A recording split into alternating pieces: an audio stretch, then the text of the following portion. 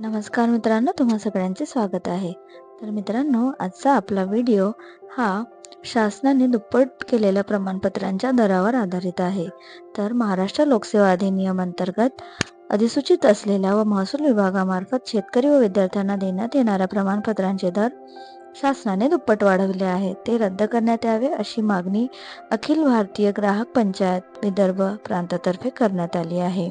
आपले सरकार सेवा केंद्रामार्फत पुरवण्यात येत असलेल्या 15 सेवेचे दर पूर्वी सरासरी 33.60 इतके होते.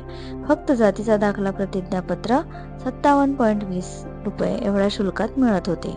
शासनाने हे सर्व दर 25 एप्रिल 2025 पासून वाढवून 33.60 चे 69 रुपये तर 57.20 चे 128 रुपये केले आहेत. त्यामुळे विद्यार्थी, ग्राहक आणि शेतकऱ्यांची लूट होत आहे. एवढ्यावरच ही लूट थांबली नसून एकूण शुल्कासह CGST आणि GST सुद्धा वसूल केला जात आहे. या दरवाढीला अखिल भारतीय ग्राहक पंचायतचा तीव्र विरोध असून राज्य शासनाने या संदर्भात त्वरित निर्णय घ्यावा आणि प्रमाणपत्रांची दरवाढ रद्द करावी अशी मागणी ग्राहक पंचायत तर्फे केली जात आहे.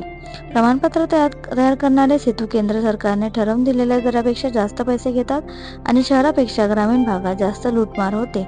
एकीकडे शासनाने दर दुप्पट केले तर दुसरीकडे सेतू व आपले सरकार केंद्रवाले ग्राहकांना लुटत आहेत.